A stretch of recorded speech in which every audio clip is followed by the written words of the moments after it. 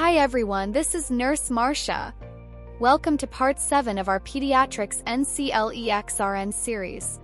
Today we're covering endocrine and metabolic disorders, including Diabetic Ketoacidosis, DKA, growth hormone deficiency, and many more.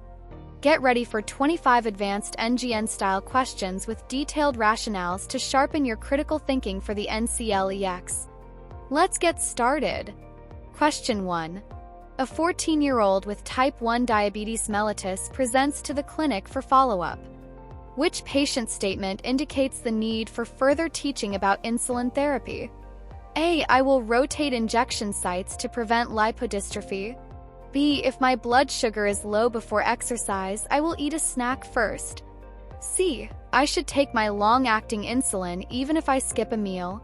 D. I can skip my rapid-acting insulin dose if I don't eat. Correct answer. D. I can skip my rapid-acting insulin dose if I don't eat. Rationale. Correct understanding.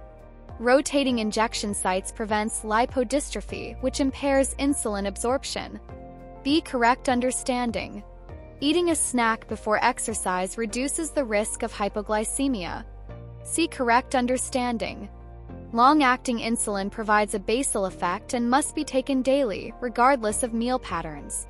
D. Incorrect. Skipping rapid-acting insulin disrupts glycemic control and may lead to hyperglycemia. Even when meals are missed, adjustments should be made based on blood glucose levels rather than skipping doses entirely. Question 2. Parent of a 10-year-old with type 1 diabetes mellitus asks about the signs of hypoglycemia. Which statement indicates understanding? A. I will watch for fruity breath. B. If my child becomes irritable and shaky, I will check their blood sugar. C. Frequent urination means my child's sugar is too low. D. My child will not need snacks before activity if their blood sugar is normal. Correct answer. B. If my child becomes irritable and shaky, I will check their blood sugar. Rationale. Incorrect. Fruity breath is a symptom of hyperglycemia and ketone production, not hypoglycemia. B. Correct.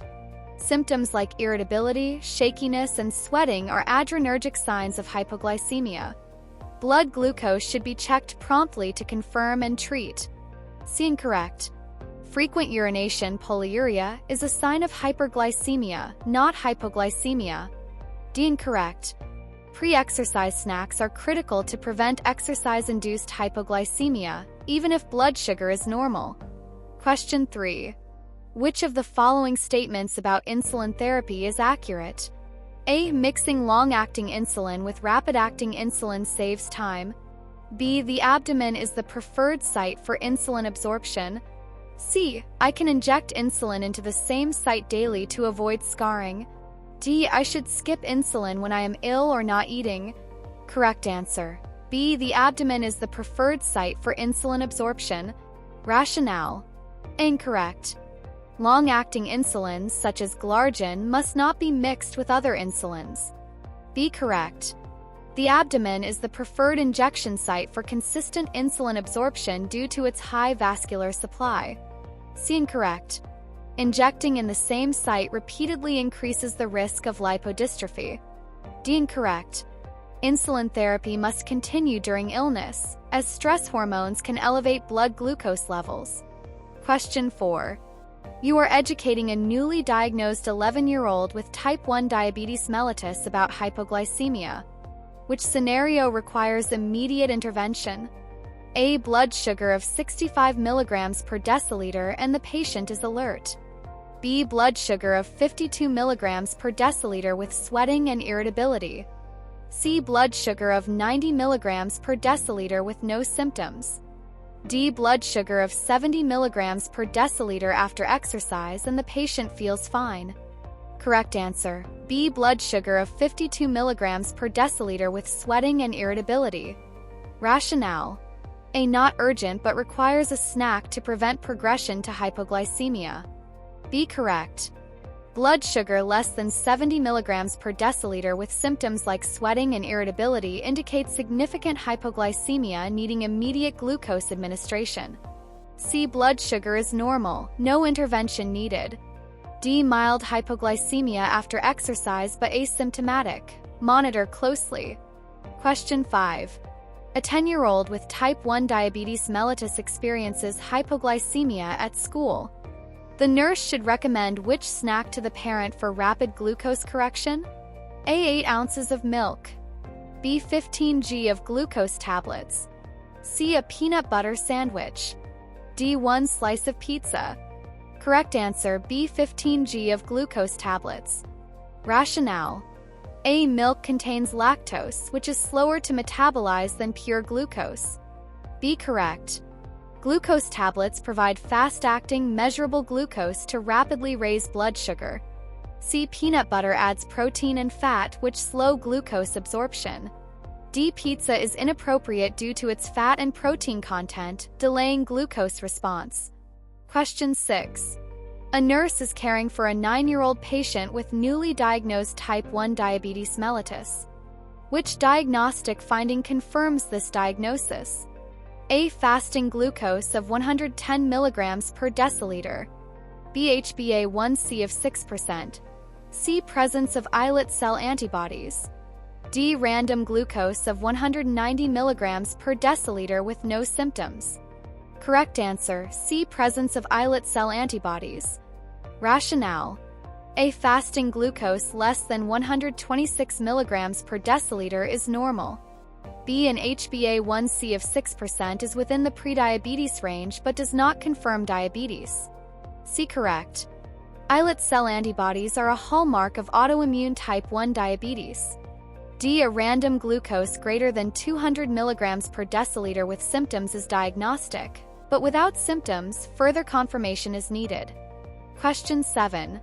A 12-year-old patient with type 1 diabetes mellitus is brought to the emergency department after missing insulin doses for 2 days. Patient has fruity breath, deep labored breathing, and abdominal pain. Which lab finding confirms diabetic ketoacidosis, DKA? A. Blood glucose of 180 milligrams per deciliter. B. Serum bicarbonate of 24 milliequivalents/L. C. Positive urine ketones and arterial pH of 7.20. D. Random blood glucose of 300 milligrams per deciliter without ketones. Correct answer C. Positive urine ketones and arterial pH of 7.20. Rationale. A. Blood glucose of 180 milligrams per deciliter is elevated but not diagnostic of DKA. B. Normal bicarbonate 24 milliequivalents/L rules out metabolic acidosis. C. Correct. Presence of urine ketones and arterial pH less than 7.30 confirms metabolic acidosis associated with DKA. D. Elevated glucose alone without ketones does not confirm DKA. Question 8. A nurse is educating the parents of a child with type 1 diabetes mellitus about sick day rules. Which statement by the parent indicates the need for further teaching? A. I will increase the frequency of blood glucose checks when my child is sick. B. I will stop giving insulin if my child is vomiting to avoid low blood sugar. C. I will encourage my child to drink fluids frequently to stay hydrated.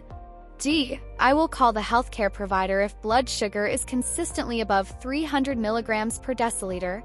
Correct answer B. I will stop giving insulin if my child is vomiting to avoid low blood sugar. Rationale. Correct understanding. Frequent glucose monitoring is crucial during illness. B. Incorrect. Insulin should not be stopped during illness, even if vomiting occurs, as glucose levels may rise due to stress hormones. Adjustments may be needed, but skipping insulin risks DKA. C. Correct understanding. Adequate hydration prevents dehydration during illness. D. Correct understanding. Persistent hyperglycemia greater than 300 milligrams per deciliter warrants medical intervention to prevent complications. D. Hourly blood glucose monitoring is important but secondary to initial resuscitation. Question 9. Which of the following interventions is the first priority when managing a child with diabetic ketoacidosis, DKA? A. Administer regular insulin via 4 infusion. B. Start an 4 infusion of isotonic fluids. C. Obtain an arterial blood gas, ABG. D. Monitor blood glucose hourly. Correct answer, B. Start in 4 infusion of isotonic fluids. Rationale. A. Insulin administration follows fluid resuscitation. Rapid insulin infusion before fluid correction can worsen hypovolemia. B. Correct. Fluid resuscitation with isotonic solutions restores intravascular volume and perfusion, the first step in DKA management. C. ABGs help confirm acidosis but are not the first priority. D. Hourly blood glucose monitoring is important but secondary to initial resuscitation. Question 10. A nurse is caring for a child in DKA who has just started 4 insulin therapy. Child's potassium level is 3.0 milliequivalent/L. What is the best action? A. Continue insulin therapy as ordered. B. Administer potassium supplementation as prescribed. C. Discontinue insulin therapy temporarily. D. Increase fluid intake to correct potassium levels. Correct answer, B. Administer potassium supplementation as prescribed. Rationale. Incorrect. Insulin therapy can further lower potassium by driving it intracellularly, worsening hypokalemia. B. Correct. Potassium supplementation is necessary to prevent arrhythmias and other complications of hypokalemia. C. Incorrect. Insulin therapy should not be stopped but adjusted alongside potassium correction. D. Incorrect. Increasing fluid intake will not correct potassium depletion. Question 11. A 7-year-old with growth hormone deficiency (GHD) is being evaluated. Which assessment finding is consistent with GHD? A. Bone age equal to chronological age. B. Height below the 5th percentile for age. C. Accelerated growth velocity during puberty. D. Enlarged hands and feet compared to peers. Correct answer, B. Height below the 5th percentile for age. Rationale. Incorrect. Bone age in GHD is delayed compared to chronological age.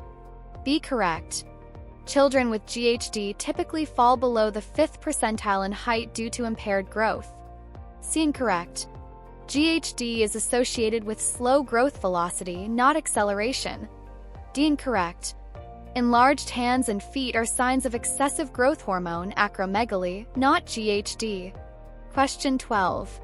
Which of the following diagnostic tests is most conclusive for growth hormone deficiency? A. Serum IGF-1 levels.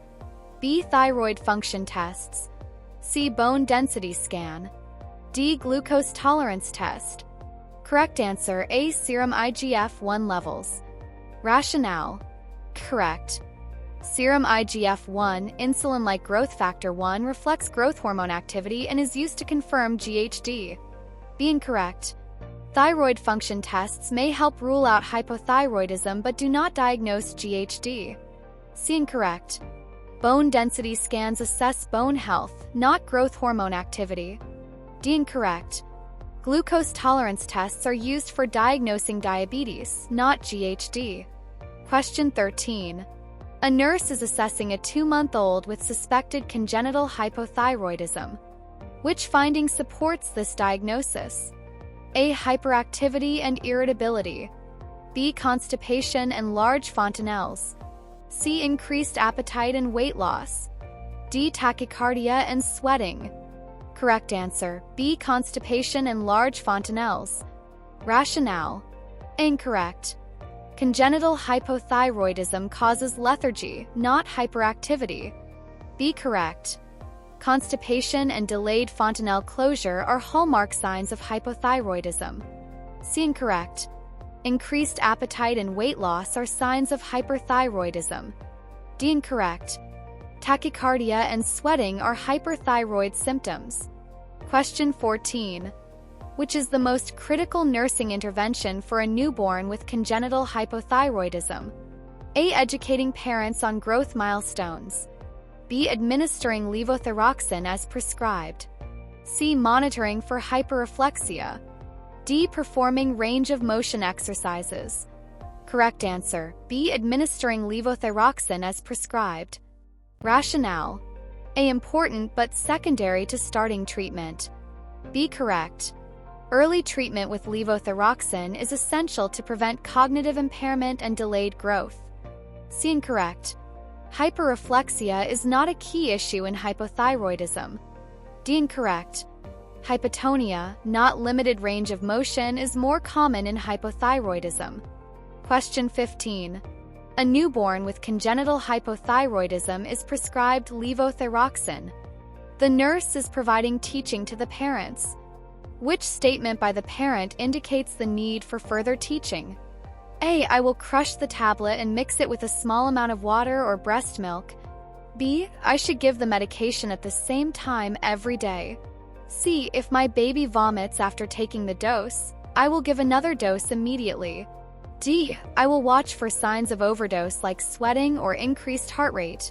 Correct answer. C. If my baby vomits after taking the dose, I will give another dose immediately. Rationale. Correct understanding.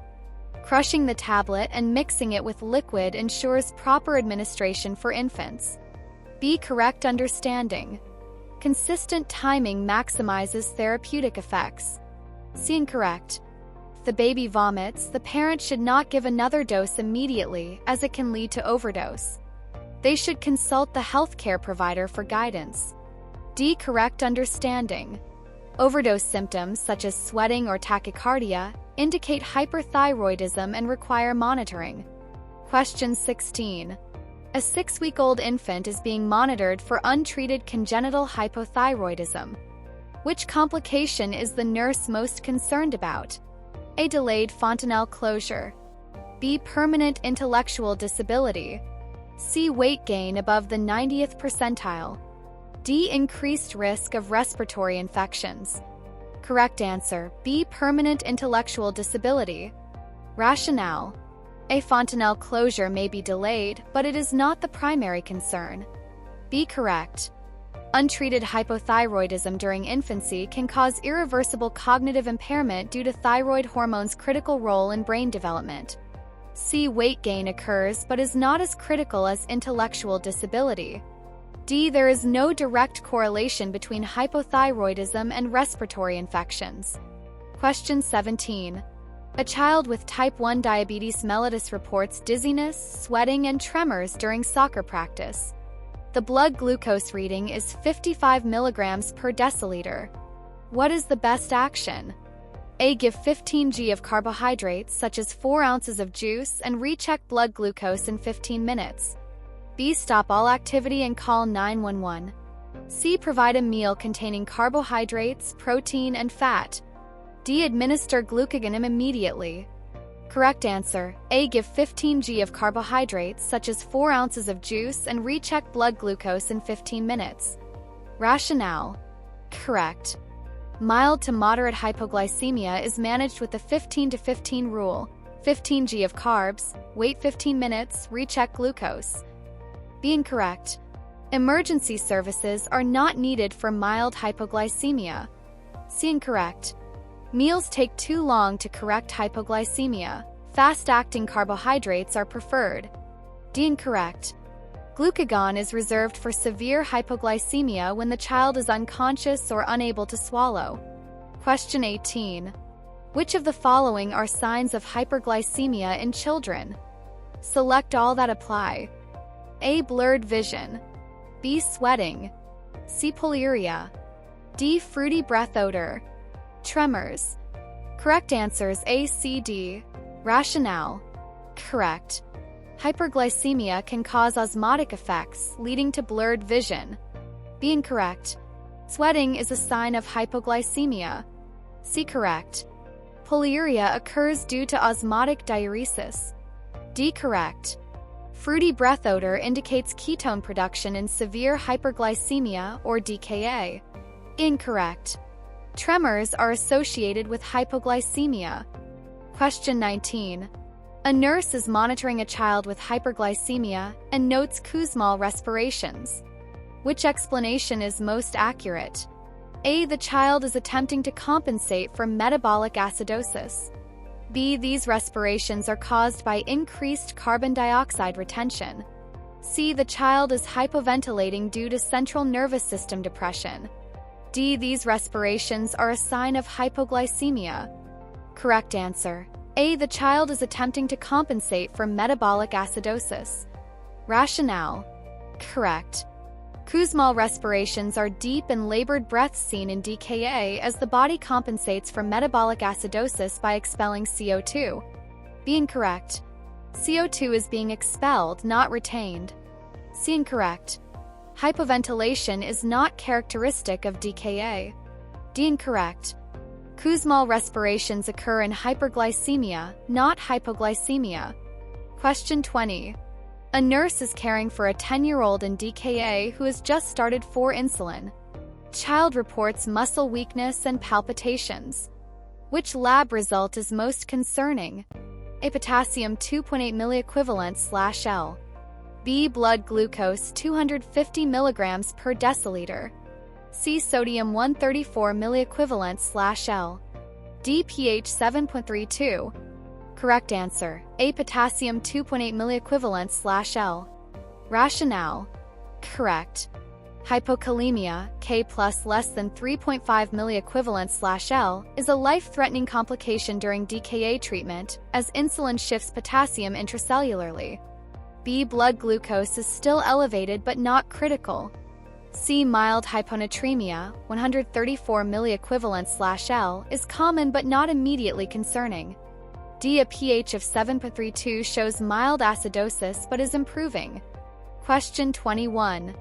A child in DKA has received 4 fluids and insulin for 4 hours. Which finding indicates improvement? A. Blood glucose of 400 mg per deciliter. B. Urine ketones remain positive. C. Serum bicarbonate of 20 milliequivalent/L. D. Persistent Kussmaul respirations. Correct answer, C. Serum bicarbonate of 20 milliequivalent/L. Rationale. A. Elevated blood glucose suggests incomplete treatment. B. Persistent ketones indicate ongoing ketosis. C. Correct. Rising bicarbonate levels indicate resolution of metabolic acidosis. D. Persistent Kussmaul respirations suggest continued acidosis. Question 22. Which statement by a parent of a child with type 1 diabetes mellitus indicates understanding of DKA prevention? A. I will avoid giving insulin when my child is sick. B. I will check my child's ketones when their blood sugar is above 250 mg per deciliter. C. I can skip meals if my child is not hungry. D. I will use the same insulin dose even if my child exercises more than usual. Correct answer, B. I will check my child's ketones when their blood sugar is above 250 mg per deciliter. Rationale. Incorrect. Insulin should not be stopped during illness. B. Correct. Ketone monitoring is critical when blood glucose exceeds 250 mg per deciliter to prevent DKA. C. Incorrect. Skipping meals increases the risk of hypoglycemia. D. Incorrect. Insulin doses may need adjustment with increased physical activity. Question 23.